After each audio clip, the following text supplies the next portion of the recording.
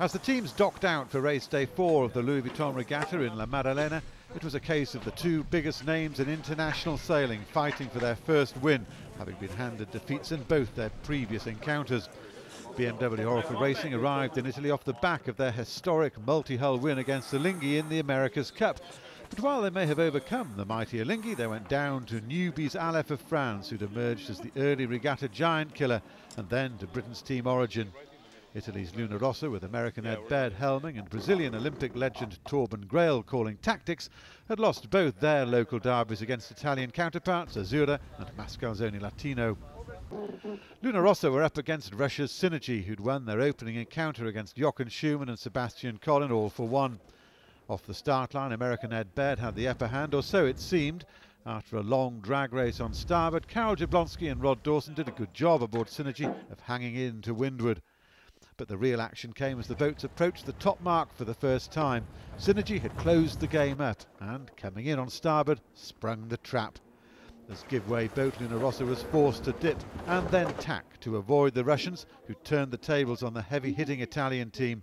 The top mark dust-up proved to be the clincher for Synergy, who maintained a comfortable lead around the course, taking their second win from 2 starts and handing Luna Rossa their 3rd straight loss.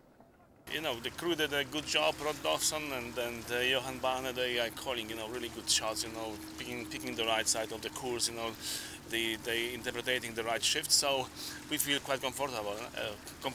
And, the big key is as well, the crew, we can execute actually everything Rod asked us for, so we're just not limited on the crew maneuver, something like this. The crew is doing an excellent job, and we still have a long way to go, we know this, but we're happy with this win. Very important win for us. BMW Oracle Racing, like Luna Rossa before them, needed to get points on the board.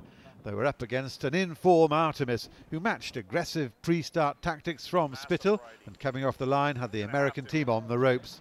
Oracle went immediately into attack mode, Spittle trying desperately to wriggle out of phase, but Artemis repelled the onslaught and led at the first turning mark by 7 seconds.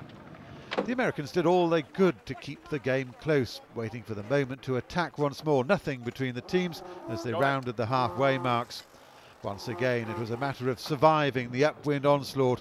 Spittle and Kostecki keeping the heat on Artemis, while textbook covering tactics from Hutchinson and Kayard saw Artemis extending their lead on the final upwind leg.